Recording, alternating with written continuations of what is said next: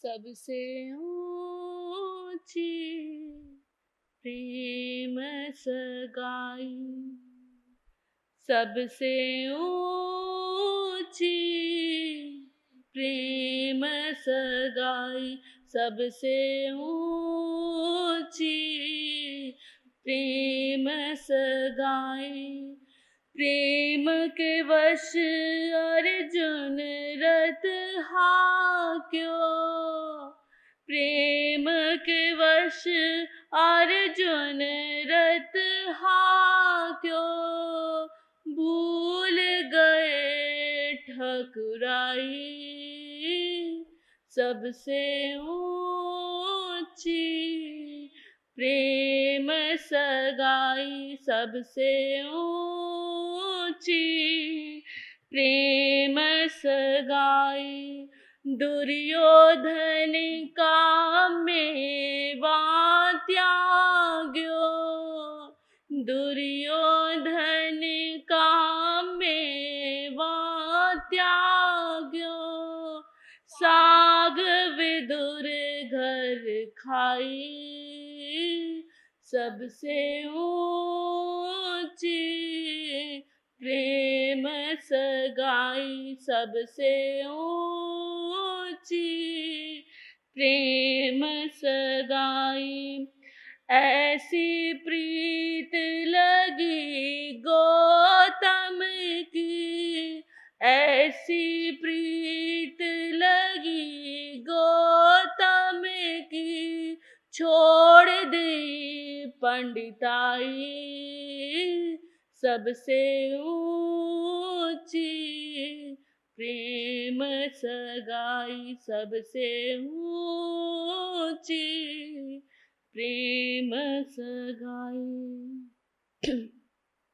श्रमण ज्ञात पुत्र भगवान महावीर स्वामी के चरणों में वंदन नमन।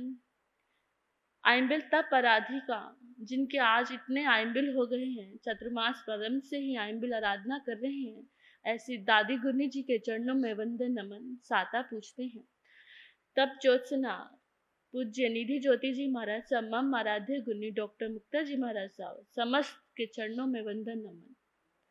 माता पिता तुल्य आप सभी श्रावक श्राविका जन को मेरा नमन वंदन प्रणाम। जीवन चलाने हेतु जिन भी छोटी मोटी वस्तुओं का हम प्रयोग करते हैं वो सब हम आपसे ही लेते हैं।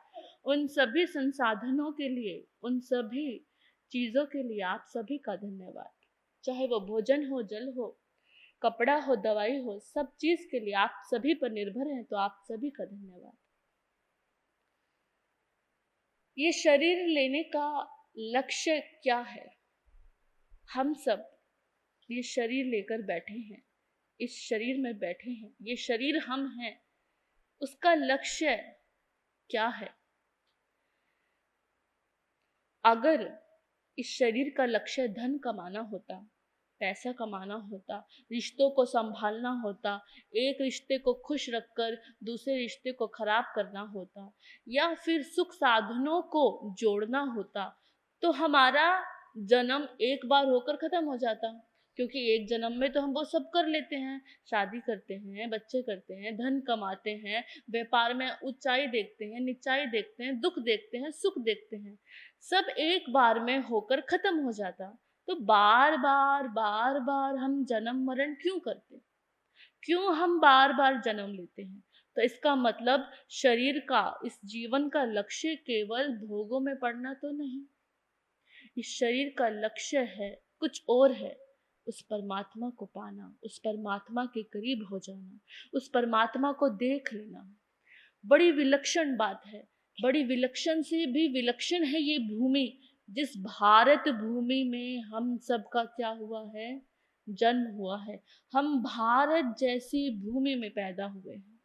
ये साधु की भूमि है, ये सभ्यता की भूमि है, ये संस्कृति की भूमि है, धर्म की भूमि है, कर्म की भूमि है, ये पुरुषार्थ की भूमि है, ये प्रेम की भूमि है। ये भारत भूमि जहाँ पर इतने सारे अवसर, इतने सारे मौके, इतने सारे धर्म केवल और केवल खुद को जानने के लिए हो रही हैं। केवल और केवल स्वयं की पहचान हो जाए, चाहे वो ध्यान के माध्यम से हो, कर्म के माध्यम से हो, भक्ति के माध्यम से हो, प्रेम के माध्यम से हो, या कर्म कांड के माध्यम से हो। ये भारत भूमि देखो, आपको किसी भी देश में इतना विलक्षण नहीं मिलेगा। वहाँ एक या दो ही हैं। यहाँ पर आप अपने घर से बाहर रखते हो, कितने प्रकार के लोगों से मिलते हो, कितने प्रकार के कल्चर, कितने प्रकार की संस्कृति, और हर कल्चर, हर सभ्यता, हर संस्कृति आपको उसी परमात्मा के पास लेकर जा रही है। हमें परमात्मा सा नहीं होना, हमें परमात्मा से प्रेम करना है। सा अगर कठिन लगता है तो से में आ जाइए। परमात्मा सा होना कठिन है, परमात्मा जैसी क्रिया करना, परमात्मा जैसा होना कठिन है, लेकिन परमात्मा से प्रेम करना बिल्कुल भी कठिन नहीं है। भक्त जो होता है वो परमात्मा को देख देख कर ही निहाल होता रहता है। प्रभु की सूरत देखकर ही, प्रभु के जीवन को देखकर ही, उनके गुणों को सुन सुनकर ही आनंद में जाता रहता है। ऐसा भक्त ही बाद में, वही भक्त के भाव ही भक्ति कहलाते हैं। भक्ति कोई अलग सी चीज नहीं है कि भक्ति होगी या भक्ति आएगी। भक्त के परम भाव अपने परमात्मा के लिए ही भक्ति है।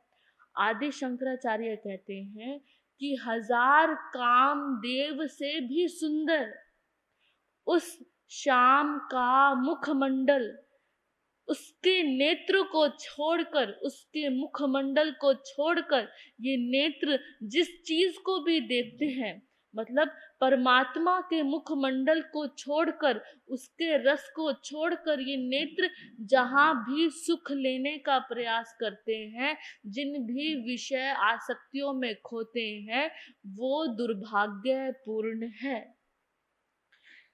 राणे परने कई परनी, जो जिलम जिलम मर जाए। राणे परने कई परनी, जो जिलम जिलम मर जाए। वर परनी जो सांवरो, अमर चूड़ो होई जाए। वर परनी जो सांवरो, अमर चूड़ो हो जाए। मीरा अपनी माँ से कहती है, माँ अगर मेरा विवाह ही करना है तो भगवान कृष्ण से कर दे, क्योंकि जिस भी राजा से, जिस भी राणा से तू मेरा विवाह करेगी, उसको तो एक दिन मर ही जाना है। जिलम जिलम मर जाए, एक दिन तो उस राणा को मर ही जाना है, राजा को मर ही जाना है। अगर तू मेरा विवाह उस सांवरे से करती है, उस कृष्ण से करती है, जो कभी जन्मता नहीं, मरता नहीं, अमर है, तो ये जो मेरा चूड़ा है, ये जो लाल चूड़ा है, जिसे विधवा होने के बाद उतारना पड़ता है, वो भगवान कृष्ण से शादी करने के बाद अमर हो जाएगा। उस चूड़े को कभी उतारना नहीं पड़ेगा। परमात्मा के प्रेम में कैसा पागलपन होता है, प्रभु के प्रेम में कैसा पागलपन होता है। देखिए, दिन भर की थकी हारी, दिन भर के सभी काम को निपटाकर संध्या के समय मैं वापस घर लौट रही थी। अपनी गैया को लेकर घर की ओर लौट रही थी और मन ही मन उस श्याम सुंदर को कोस रही थी, उस श्याम को कोस रही थी, धूर्त कहीं का, कपटी कहीं का। तभी मैंने देखा कि दूर एक बहुत सा उजाला हो रहा है। मेरे कदम भी उजाले की तरफ बढ़े और मैंने देखा कि श्याम सुंदर को बहुत सारी गोपियां घेर कर बैठी हैं। सारे उनके चारों तरफ भगवान कृष्ण को घेरे हुए हैं। बड़ी धूर्त हैं ये गोपियां, बड़ी बेकार है। अरे अगर श्याम वापस ब्रिज में आ गए तो मुझे कम से कम खबर तो कर देते, मुझे तो बता देते कि कृष्ण तुम्हारे पास आ गए हैं, कृष्ण बैठे हुए हैं। तुम्हें इतनी भी शर्म नहीं, गोपियों को इतना भी भान नहीं रहा, मैं भी तो इनकी सखी हूँ, इन गोपियों की ही सखी हूँ, कम से कम मुझे कह देते, मुझे बुला लेते। कितने समय से आए हैं, पता नहीं कब उठकर चले जाएंगे, मेरा कितना समय खराब हो गया। मैं भी इनके नेत्र को निहार लेती, मैं भी देख लेती। देखो कैसे कैसे कृष्ण को घेर कर गोपियां बैठी हुई हैं। इससे पहले मैं कुछ और देखूं, कहीं और दृष्टि चाहे, पहले उनके ये पदम चरण मैं निहार लूं, इनके पैरों को देख लूं, इनके चरण कमलों को निहार लूं। निहारते निहारते ऐसे चरण कमल कि इनको देखते ही मुझे बेहोशी सी आने लगी, उसको देखते ही मैं मदहोश होने लगी। ऐसे पैर, इतने सुंदर क्या पैर हैं, ऐसे मदहोश। इससे पहले मैं इस मदहोशी में बेहोश होकर गिर जाऊं, इससे पहले ये बेहोशी मुझे छा जाए और मैं उठ ना पाऊं, जल्दी से मैं अपने कान्हा का, इस कृष्ण का चेहरा तो देख लूं, इसके चेहरे को देख लूं। ऐसा मुखमंडल, ऐसा मुखमंडल जिसको देखकर सारे सृष्टि के समस्त सुख, आनंद, देवी देवता सब पानी भरते हैं, सब फीके हैं। ऐसा सुंदर मुखमंडल मेरे कान्हा का, इतना खूबसूरत देखा, ऐसा मोहक। लेकिन एक बात है, इस मोहक के इतने सुंदर मोहन चेहरे पर थोड़ी सी उदासी क्यों है? इसको तो खुश होना चाहिए, ये ब्रिज लौट आया है, इसके चेहरे पे ये उदासी क्यों है? थोड़ा सा उदास लगता है। लगता है ये भी हमारी विरह में परेशान हो रहा होगा, हमारे प्रेम में परेशान हो रहा होगा, हमारे प्रेम में दुखी हो रहा होगा, तभी तो इसके चेहरे पे ये उदासी है। ये नहीं तो उदासी का कारण क्या हो सकता है? क्या हो सकता है उदासी का कारण? कितना कुछ कहना है, कितना कुछ कहूं, क्या कहूं कि धूर्त कपटी, तूने वादा किया था कि तू परसों लौट आएगा, तेरा परसों नहीं आया, तेरा परला दिन नहीं आया, तू लौटा क्यों नहीं? तुमने वादा करके कहा था कि गोपियों विलाप मत करो, सखियों विलाप मत करो, मैं अवश्य आऊंगा, लेकिन ये लौटा नहीं। इससे पहले मेरी जीभा, मेरे जवान, मेरी वाणी कुछ कह पाती, मेरे नेत्रों ने साथ ही नहीं दिया। ऐसे फूट पड़े मेरे नेत्र, ऐसे फूटे, ऐसे आंसू, हृदय इतना भारी, इतना भारी, जबान से एक शब्द भी कहना मुश्किल है, कान्हा तक कहना मुश्किल है। कैसे कहूँ, क्या कहूँ? नेत्रों में इतना इतना रस है, नेत्र बह रहे हैं, इतना आनंद आ रहा है। देखती जाऊं या कहती जाऊं, ऐसा मुखमंडल, ऐसा चेहरा। अरे कोई श्री जी को तो बुला दो, श्री जी है कहाँ? अरे राधा रानी दिखाई नहीं दे रही, कोई तो खबर कर दो कि कृष्ण लौट आए हैं, वृंदावन में वापस लौट आए हैं। कोई राधा को बुला दो, कोई श्री जी को बुला दो कि कान्हा लौट आए हैं, क्योंकि मैं तो नहीं जा पाऊंगी। मैं तो बहुत स्वार्थी हूँ, मैं तो स्वार्थ से घिरी हुई हूँ। एक क्षण के लिए भी, एक पल के लिए भी, एक क्षण के लिए भी मैं इनसे दूर होना नहीं चाहती। पता नहीं ये कपटी कब उठकर वापस मथुरा चला जाए, एक पल के भी लिए उनको देखना मुश्किल हो जाए। मैं तो नहीं जा पाऊंगी। कोई श्री जी को कह दो कि कृष्ण लौट आए हैं, आ जाओ, विरह खत्म हो गई, कृष्ण के दर्शन कर लो, आ जाओ। तो कान्हा कहते हैं, अरे गोपियों, अरे प्यारी सखियों, तुम विलाप मत करो, तुम दुखी मत हो। मैं भी तुम सबको बहुत याद करता हूँ, बहुत प्रेम करता हूँ, और उस वृषभान की दुलारी की मुझे बहुत याद आती है, बहुत याद आती है मुझे तुम सब सखियों की, तुम्हारे माखन की, तुम्हारे मधुर गीतों की, तुम्हारी मधुर शिकायतों की।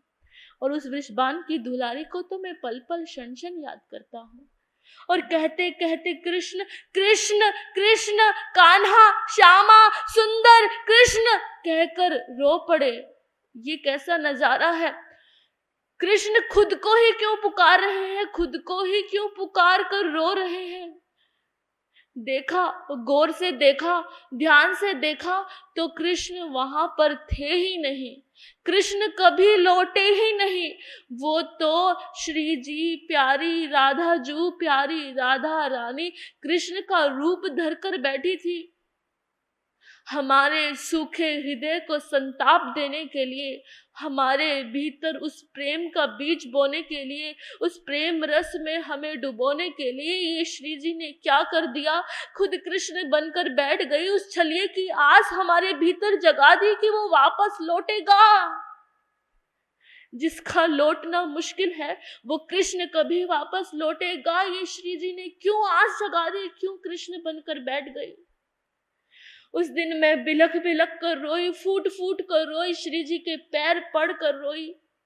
हम सब रोए, हम सब गोपियां, श्री जी सब कृष्ण की याद में रो रही हैं, कान्हा की याद में रो रही हैं, प्रेम में विलप रही हैं, और हमारे साथ रोया। वो भूमंडल वर्षा बनकर हमारे साथ उस दिन रोया। ऐसी अनेक घटनाएं हैं, ऐसी अनेक भक्त के भाव हैं जहां कृष्ण के प्रेम में गोपियां हैं। वो पत्ते, वो लताएं, वो ब्रिज भूमि, वहां की मिट्टी, वो यमुना, वो एक एक गोपी, वो बाल गोपाल, वो उनके सखा, उनके मित्र, उनकी गैया, वो घास, सब कुछ उदास पड़ी है उनके जाने से। कृष्ण के वापस लौटने से, मथुरा लौटने से सब कुछ सूखा हो गया है। कोई एक बार देखो उस यशोदा के हृदय को, देखो उस माँ के हृदय को, देखो जो अपने पुत्र को दिवस भर अपने हृदय से लगाई बैठती थी और उसको पता लगता है कि ये पुत्र उसका है ही नहीं, वो देवकी नंदन है, वो देवकी का पुत्र है। कैसे वो पीड़ा को महसूस करो, वो वेदना, वो यशोदा माँ की, वो हर एक गोपी की, हर एक गाय की। भगवान कृष्ण इतने भी निर्दयी नहीं थे। उद्धव को भेजते हैं गोपियों का हाल पहचानने के लिए। उद्धव ज्ञान देने आते हैं, गोपियों को समझाने आते हैं कि इस मोह से बाहर निकलो, इस प्रेम से बाहर निकलो। लेकिन वापस जब लौटते हैं, जब गोपियों से मिलकर उद्धव वापस लौटते हैं तो खुद पागल होकर लौटते हैं, बावरे होकर लौटते हैं। कृष्ण को सौ ताने देते हैं, भगवान श्री कृष्ण को सौ ताने देते हैं कि तू है निर्दयी है, तुझे उस पावन गोपियों का, उस ब्रिज भूमि का हृदय तुझे दिखाई नहीं देता। एक बार तो वापस जाया, एक बार तो उस ब्रिज भूमि में वापस लौटा, तू वादा करके आया था। पागल हो गए उद्धव, ज्ञान से प्रेम की ओर हो गए। इसलिए कहते हैं अगर तुमसे ध्यान नहीं होता तो मत करो, ज्ञान नहीं होता तो मत करो। देखो भगवान कृष्ण, बचपन में आनंद है, जवानी में प्रेम है। बचपन में आनंद है, जवानी में प्रेम है। महाभारत के समय ज्ञान है, नीति है। गीता के समय साक्षात परमात्मा है। वो केवल एक कोई साधारण व्यक्तित्व नहीं है, वो कोई सारथी नहीं है, वो केवल आपके मानने वाले नहीं है, वो पूर्ण है। भगवान कृष्ण को पूर्ण परमात्मा कहा गया। पूर्ण किस लिए कहा गया कि पूर्ण में से पूर्ण निकालो तो वो पूर्ण ही रहता है। आप उनका कौन सा भी रूप ले लो, वो किसी सूखे हृदय को, जिसको वात्सल्य चाहिए, उस माँ के लिए वो छोटे लड्डू गोपाल हैं। जिनको भीतर हृदय में प्रेम चाहिए उनके लिए उनकी यौवन अवस्था है। जिनको ज्ञान चाहिए उनके लिए वो महाराजा कृष्ण है। जिनको प्रेम चाहिए उनके लिए वो सखा है, और जिनको युद्ध में विजय प्राप्त करनी है वो उत्तम सारथी हैं। जो भी निकालो, इसलिए किसी भी ईश्वर को, परमात्मा को पूर्ण नहीं कहा गया, केवल भगवान कृष्ण को कहा गया। तो ये अगर आप जीवन में कुछ भी नहीं कर रहे, परमात्मा से प्रेम करो, क्योंकि परमात्मा का प्रेम सुनना भी उतना रसपूर्ण है और कहना भी उतना रसपूर्ण है। आशा करती हूँ आप सभी के भीतर परमात्मा का प्रेम उत्पन्न हो, परमात्मा के लिए प्रेम उत्पन्न हो। कहते हैं कि हम परमात्मा से प्रेम करें, ये तब होता है जब परमात्मा हमसे प्रेम करना शुरू कर देता है, जब वो हमें अपने प्रेम के लिए चुनता है। जब भगवान कृष्ण की, भगवान महावीर की दृष्टि हमारे ऊपर पड़ती है तो हमारे भीतर प्रेम जागृत होता है। जब भगवान की दृष्टि हमारे ऊपर पड़ती है तो भीतर ज्ञान उत्पन्न होता है।